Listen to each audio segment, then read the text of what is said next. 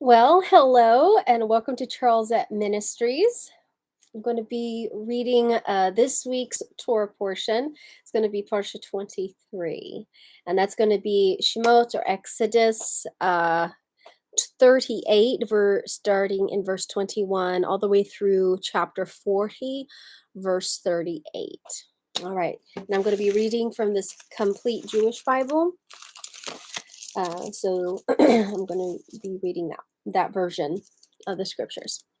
All right, starting in verse 21 of chapter 38.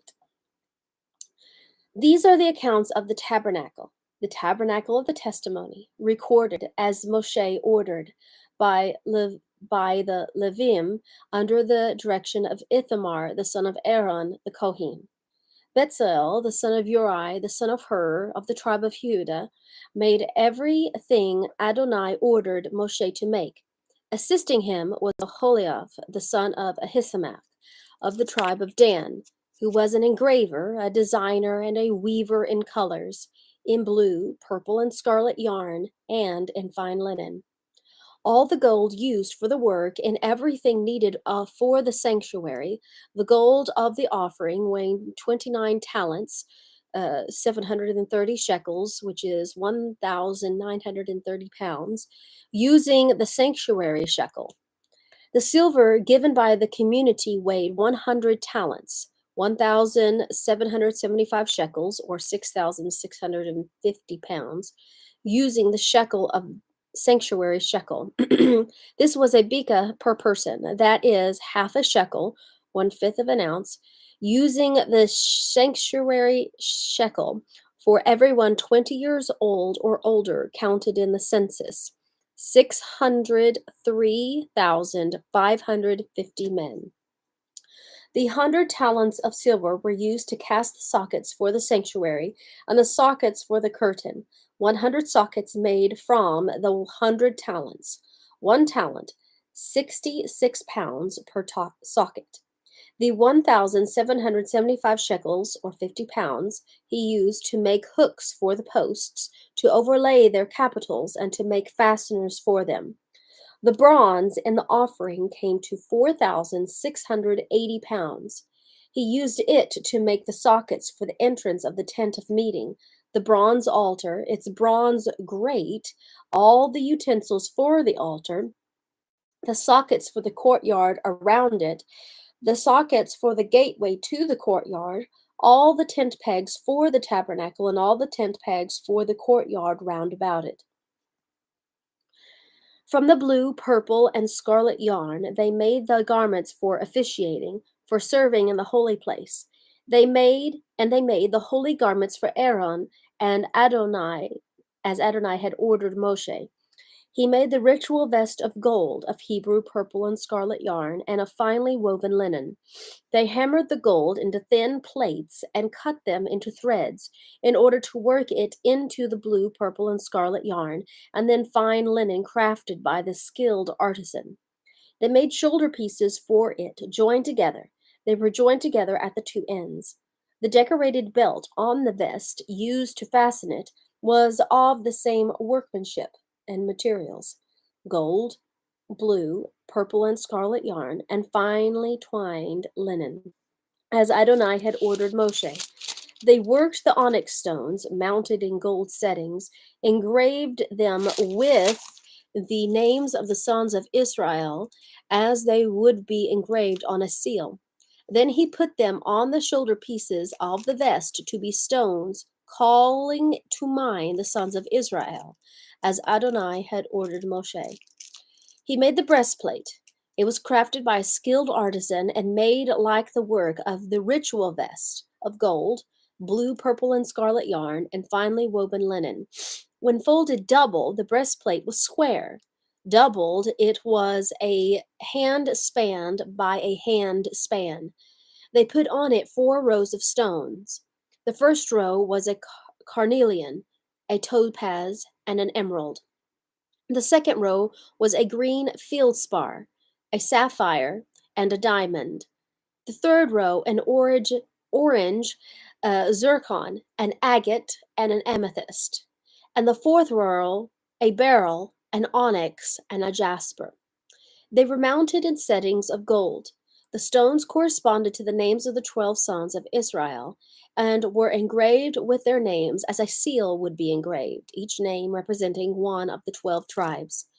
On the breastplate, they made two pure gold chains, twisted like cords. Also, for the breastplate, they made two settings of gold and two gold rings, and they put the two rings at the two ends of the breastplate.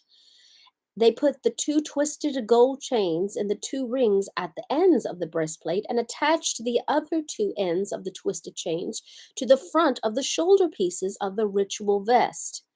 They also made two rings and put them on the two ends of the breastplate at its edge on the side facing in toward the vest. Also, they made two gold rings and attached them low on the front part of the vest's shoulder pieces, near the joint above the vest's decorated belt. Then they bound the breastplate by its rings to the rings of the vest with a blue cord, so that it could be on the vest's decorated belt, so that the breastplate would not swing loose from the vest, as Adonai ordered Moshe. He made the robe for the ritual vest. It was woven entirely of blue, with its opening in the middle, like that of a coat of mail, and with a border around the opening so that it wouldn't tear. On the bottom hem, they made pomegranates of blue, purple, and scarlet, and woven linen. They made bells of pure gold and put the bells between the pomegranates, all the way around the hem of the robe, between the pomegranates. That is, bell, pomegranate, all the way around the hem of the robe for service, as Adonai had ordered Moshe. They made the tunics of finely woven linen for Aaron and his sons, the turban of fine linen, the splendid headgear of fine linen, the linen shorts, and the sash of finely woven linen and blue, purple, and scarlet yarn, the work of a weaver in colors, as Adonai had ordered Moshe. They made the ornament for the holy turban of pure gold, wrote on it the words, "Set apart for Adonai," like the engraving on a seal, and tied a blue cord on it to fasten it to the front of the turban, as Adonai had ordered Moshe. Thus all the work for the tabernacle, the tent of meeting, was finished, with the people of Israel doing everything exactly as Adonai had ordered Moshe.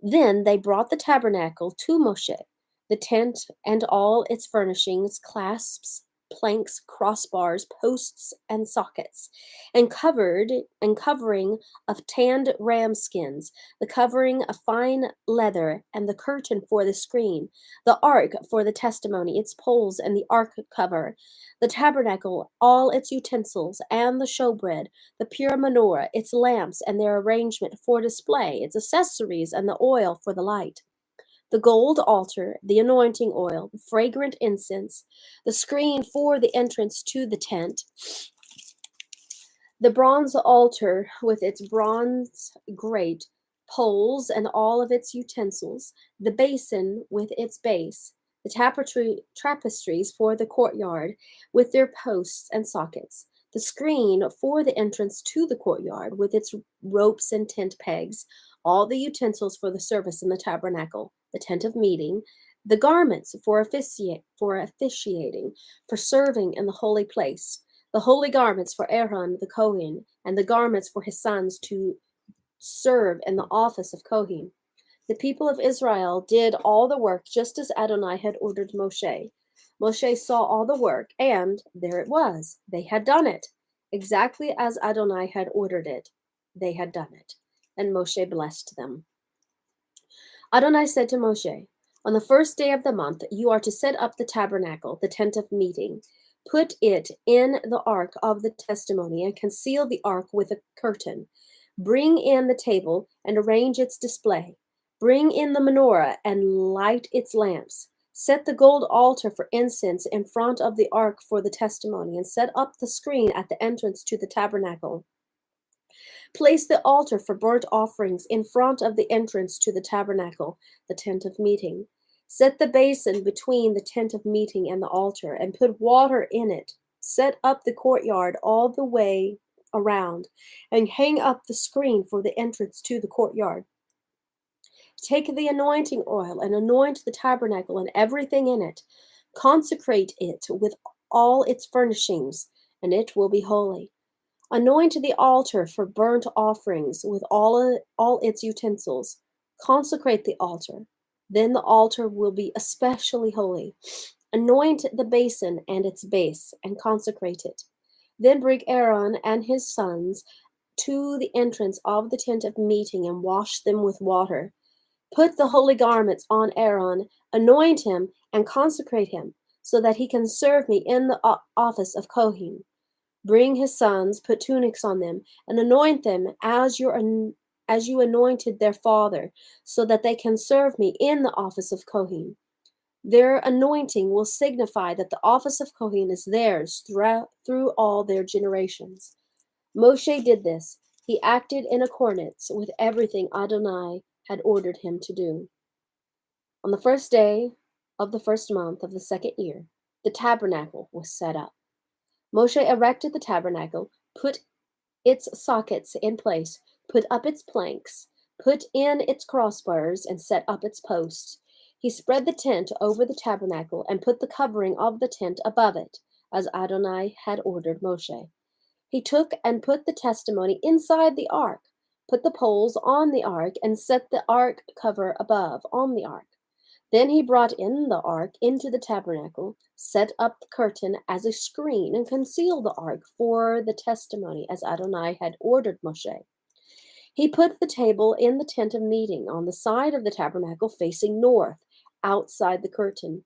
He arranged a row of bread on it before Adonai, as Adonai had ordered Moshe. He put the menorah in the tent of meeting across from the table, on the side of the tabernacle facing south. Then he lit the lamps before Adonai, as Adonai had ordered Moshe. He set the gold altar in the tent of meeting in front of the curtain. He burned on it incense made from aromatic spices, as Adonai had ordered Moshe. He set up the screen at the entrance of the tabernacle. The altar for burnt offerings he placed at the entrance to the tabernacle, the tent of meeting, and ordered on it the burnt offering and the grain offering, as Adonai had ordered Moshe. He set the basin between the tent of meeting and the altar and put water in it for washing, so that Moshe and Aaron and his sons could wash their hands and feet there, so that they could wash when entering the tent of meeting and when approaching the altar, as Adonai had ordered Moshe. Finally, he erected the courtyard around the tabernacle and the altar and set up the screen for the entrance to the courtyard. Then the cloud covered the tent of meeting, and the glory of Adonai filled the temple. Moshe was unable to enter the tent of meeting because the cloud remained on it, and the glory of Adonai filled the tabernacle. Whenever the cloud was taken up from over the tabernacle, the people of Israel continued with all their travels. But if the cloud was not taken up, then they did not travel onward until the day when it was taken up. For the cloud of Adonai was above the tabernacle during the day, and the fire was in the cloud at night, so that all the house of Israel could see it throughout all their travels. All right, thank you guys so much for tuning in to this week's Torah portion. Be sure to like, follow, share, subscribe, all of Charles at Ministries socials, and we'll look forward to seeing you guys next time. Be blessed.